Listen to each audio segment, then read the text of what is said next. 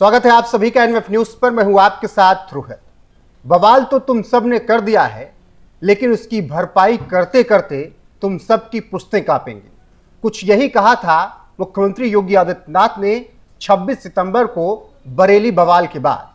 दरअसल मोहम्मद के नाम पर शुरू हुए बवाल में जिस तरीके से पुलिस पर अटैक किया गया, संपत्तियों को नुकसान पहुंचाया गया, उसके बाद पुलिस ने लाठियां भांजी। लाठी ऐसी भाजी कि बवाल करने वाले घर में जाकर छुप गए। लेकिन योगी सरकार उसके बाद से एक्शन मोड में आई। उसी रात बरेली के कप्तान जिस तरीके से सड़कों पर घोड़े दौड़ाते हुए नजर आए, ये समझ आ गया था कि इन सब उपद्रवियों का हिसाब अगले कई दिनों तक होगा। और यही कारण है कि बुलडोजर एक्शन लगातार बरेली में हो रहा है और एनकाउंटर भी किए जा रहे हैं। फिलहाल की खबर यह है कि 400 अवैध दुकानों के बाहर का अतिक्रमण तोड़ दिया गया है और 5 करोड़ का मैरिज हॉल भी पूरी तरीके से ध्वस्त किया गया। 2 बुलडोजर लगाकर। 2 बुलडोजर से काम नहीं बन पाया तो मजदूरों को भी फावड़ा थमा दिया गया, कुदाल थमा दी गई कि इस मैरिज हॉल को पूरी तरीके से मिट्टी में मिला दिया जाए। रविवार को पूरे दिन मैरिज हॉल पर चलता रहा बुलडोजर और नफीस के मैरिज हॉल को तोड़ दिया गया। तौकीर रजा के जो करीबी हैं, जो इस उपद्रव में शामिल थे, उन सब पर एक्शन हो रहा है। फिलहाल अभी तक क्या कुछ कार्रवाई हुई, आपको एक बार जेएफएक्स के माध्यम से बता देते हैं। उसके बाद ताजा मामला क्या हो विस्तार से बताएंगे। बरेली में योगी सरकार का एक्शन लगातार जारी है। 81 से ज्यादा लोग गिरफ्तार किए गए, जिसमें मौलाना तौकीर रजा खान, करीबी डॉक्टर नफीस खान, शमशाद आलम, मोहम्मद इदरीस, इकबाल, ताजिम जैसे लोगों पर शिकंजा कसा गया और इन सब को गिरफ्तार करके पूछताछ की जा रही है। और बरेली में योगी सरकार का एक्शन लगातार जारी है।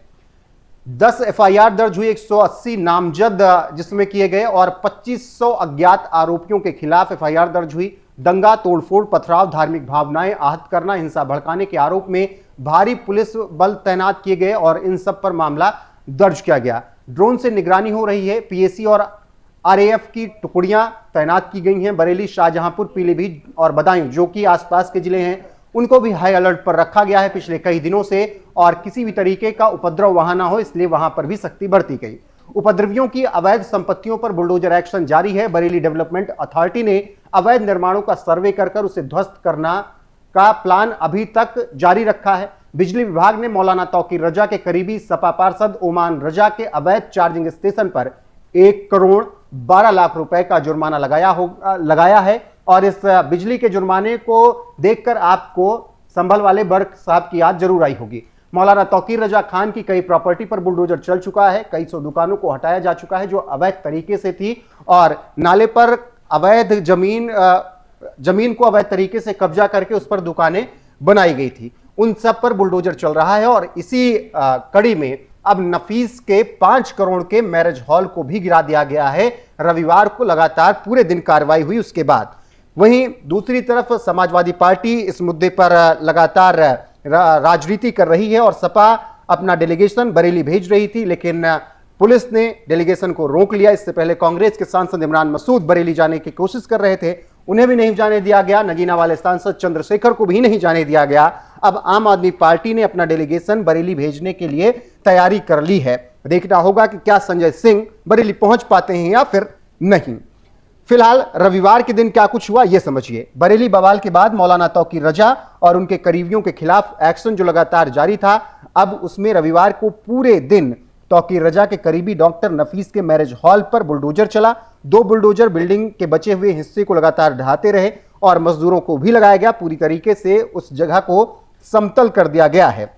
इसके अलावा बरेली हिंसा के बाद जो वहां पर मानवाधिकार का आयोग पहुंचा था, इलाहाबाद हाई कोर्ट के, जिसमें अधिवक्ता डॉक्टर गजेंद्र सिंह यादव ने वहां पर पहुंचकर राज्य मानवाधिकार आयोग में आई लव मोहम्मद का जुलूस निकाल रहे लोगों पर पुलिस और प्रशासन की कार्रवाई पर शिकायत दर्ज कराई। तो अब मानवाधिकार भी इस मामले में कूद पड़ा है।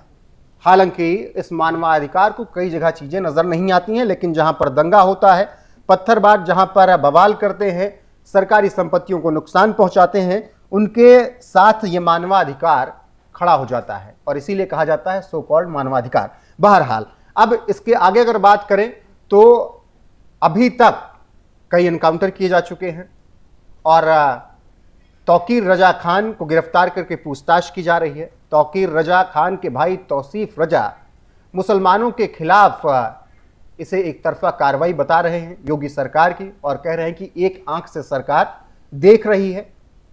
लेकिन सवाल यहां पर यह उठता है कि उपद्रव करने के लिए किसने कहा? 16 साल 17 साल के मासूम बच्चे जिन्हें स्कूल जाना था, जिन्हें पढ़ाई करनी थी, वो पत्थर फेंक रहे थे। तस्वीरें आपने देखी होंगी, एनएमएफ न्यूज़ पर लगातार एक एक तस्वीर आपको दिखाई गई। अब किस परिवार से आते हैं वो बच्चे, कौन है उनके माँ बाप, क्या उनको ख्याल नहीं रहता कि 3 घंटे से बच्चा बाहर है, कहाँ गया है? आम परिवारों में बच्चा 15 मिनट लेट पहुंचे प्ले स्कूल से तो 4 फोन घूम जाते हैं, लेकिन यहाँ 3-3 घंटे बच्चे गायब रहते हैं जिनके दांत भी अभी दूध वाले नहीं टूटे और परिवार ध्यान नहीं देता है, क्योंकि परिवार को भी पता है कि बच्चा दंगा कर रहा होगा, उपद्रव कर रहा होगा, क्योंकि पढ़ाई उसके बस की बात नहीं है। संभल में भी हमने देखा, बरेली में भी हमने देखा बनभूलपुरा में भी, हमने काशीपुर में भी देखा, उन्नाव में भी देखा, कानपुर में भी देखा, हमने हैदराबाद में भी देखा, हमने गोधरा में भी देखा मोहम्मद के नाम पर किस तरीके से 16, 17, 18 साल के बच्चे बवाल करते हुए नजर आए। लेकिन बरेली में ये बवाल करके उन्होंने अपनी कब्र एक तरीके से खुद खोद ली है, क्योंकि सीएम योगी आदित्यनाथ ने कहा कि मौलाना और उसके गुर्गों को शायद ये पता नहीं कि उत्तर प्रदेश की सत्ता में है कौन, और इनकी ऐसी पिटाई होगी कि इनकी पुश्तें याद रखेंगी कि ऐसी हिंसा अब नहीं करनी। बहरहाल रविवार की अपडेट बरेली से यही है कि 5 करोड़ का मैरिज हॉल गिराया गया, 400 अवैध दुकानों के बाहर का अतिक्रमण हटाया गया, गिरफ्तारियां चल रही हैं, पूछताछ हो रही है। बाकी सीएम योगी आदित्यनाथ ने बरेली उपद्रव के बाद अपने बयान में क्या कुछ कहा था, उनके बयान के साथ आपको छोड़े जाते हैं। फिलहाल अभी तक जो कार्रवाई हुई है उस पर आपकी राय क्या है, कमेंट सेक्शन में जाकर बताइएगा जरूर। बने रहिएगा हमारे साथ। नमस्कार। जिसने भी कानून को हाथ में लेने का प्रयास किया, जो भी राह चलते हुए राहगीर पर हमला करेगा, जो भी बेटी की सुरक्षा पे सेल लगाने का कार्य करेगा और जो भी व्यापारिक प्रतिष्ठानों में आगजनी करने का दुस्साहस करेगा, जो भी पर्व और त्योहारों में उपद्रव करेगा, उसको हम पहले से इस बारे में कह देंगे कि उसको बिना मांगे जहन्नुम में जाने का टिकट हम काट करके दिला देंगे।